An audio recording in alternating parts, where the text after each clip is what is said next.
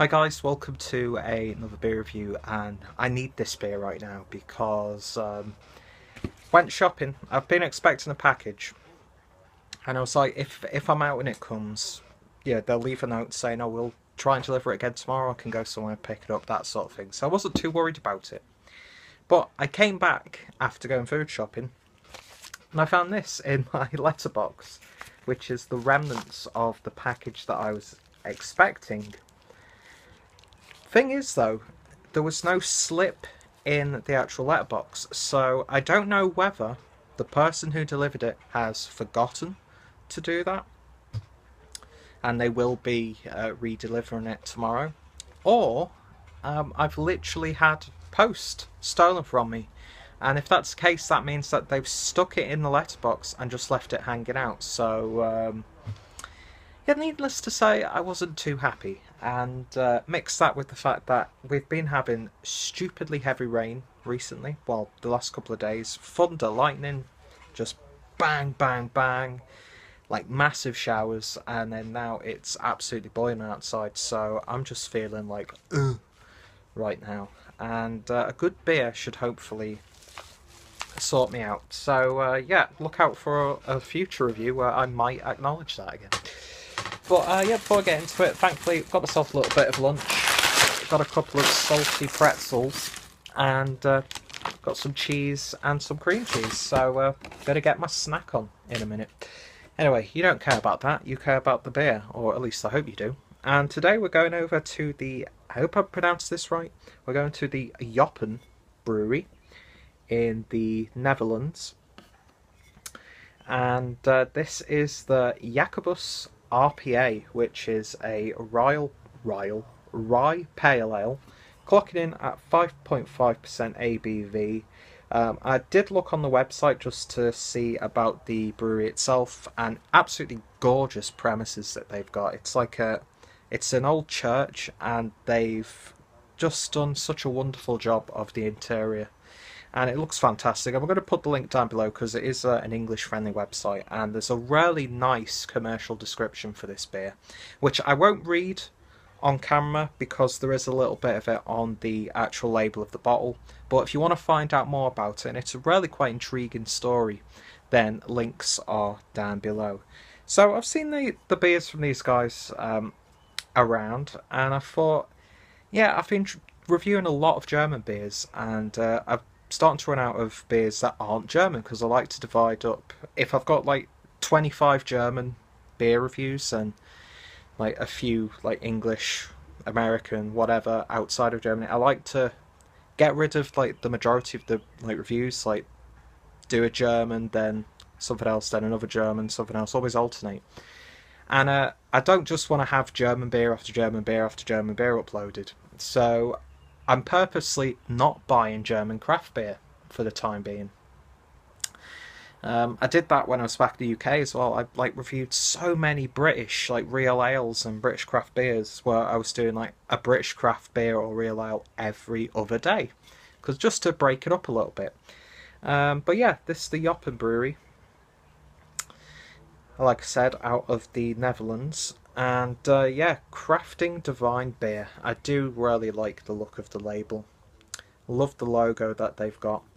And yeah, recipe 1407. So basically these guys do very traditional beers, but they also do a lot of experimental and crafty brews. And I'm sure a lot of you guys anyway have tried something from these guys in the past. And I've not tried too many craft beers from the Netherlands, it has to be said. So yeah, a rye pale ale. So I'll quickly read you what it says. From the 14th century onwards, Haarlem was a city with a thriving brewing culture. Today, Jopen again brews historic beers alongside innovative,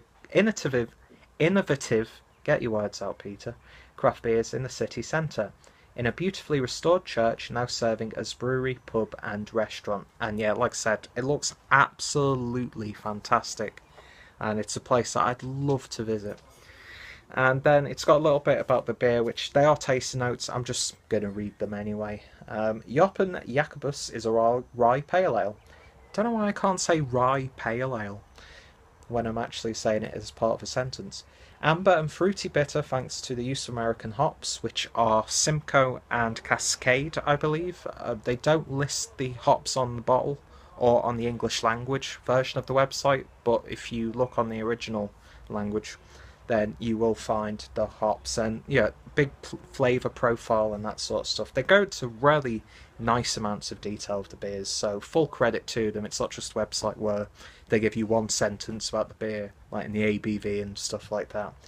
But anyway, rye malt gives the beer a fuck off, Peter. The beer a flavour full of character. The original name of the Jopen church where the beer is brewed was Jacobus Church. Jacobus RPA is delightful with spicy chili and barbecue. So, yeah, let me just make a little brighter so you can actually see the beer properly. Yeah, really nice, simple looking label, very traditional looking logo, and then a beautiful crown with the logo as well. So, pick this up from Birretta. As always, the links are down below, and God, that was on pretty damn tight. And to the people who import founders, take notice. A non-intrusive recycling sticker. Anyway, let's just pour it into the glass and see what we get. Had somewhat limited experience with rye-based beers, and the ones I have had, I've always had a, well, as you would expect, that like spicy bitterness to it. And I've probably shook up a bit too much of that beer, but just look how creamy that is. Yeah, that looks nice. And I can smell it from here as well. So, beer in the glass then, and that's a lovely dark amber colour.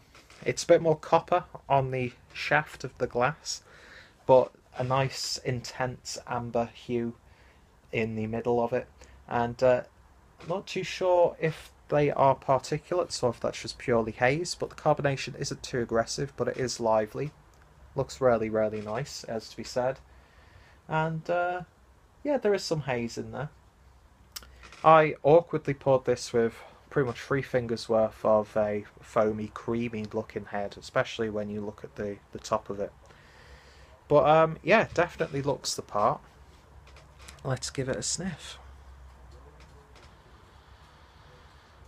And I'm instantly getting that Cascade hop. Very recognisable in terms of the hop profile. You do get that slight cat litter-esque dankness coming from the Simcoe, but not too much. And that's mixing really nicely with a somewhat subtle rye character. And you do definitely get that smell of a rye bread. Not too dense, but not too light, if that makes any sense. And being here in Germany, I'm surrounded by some wonderful, wonderful rye breads. Yeah, gentle spicy tones, not too much. It's got like a slight flowery, not floral, but flowery, like in terms of flour that you use for baking and that sort of thing. But yeah, all those flavours are mixing around really, really nicely. There's a real sense of familiarity to it, but with all those little intricate flavour profiles, they're coming together to form a familiar yet unique smelling beer.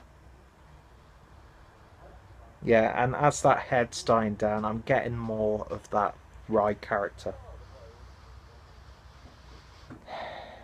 Yeah, lovely gentle spice tones, and that head seems to be pretty much staying as it is. Looks really, really nice. Let's give it a taste. Cheers.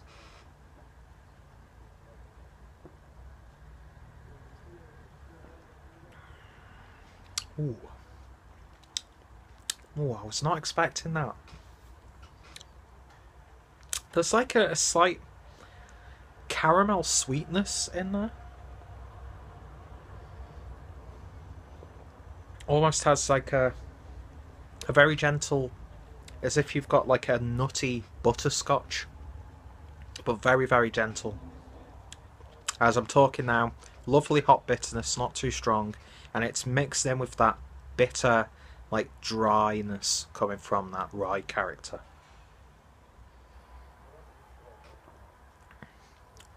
Yeah, very herbaceous. You're getting stuff like a little bit of parsley, maybe. It's like pepperiness coming from that rye character. And those hops are there, but they're not in your face. It's not a vibrant, fruity tasting beer. There's like really nice resiny character to it. A little bit piney as well. But those hops help to lift it a little bit. Body is on what I consider the upper end of medium. So it's not watery or anything like that. And yeah, lovely body. And it dries out nicely on the back end. Really, really does. And you want to go in for another sip. It's not a puckering sensation or anything like that. Yeah, that rye is just used so nicely. It's not too overwhelming. It doesn't take anything away from those other flavours. Very well balanced beer. Lovely hop characters. Lovely floral herbaceous tones in there. And there's like this slight sweetness as if you've had like a sweetened spread on a rye bread almost.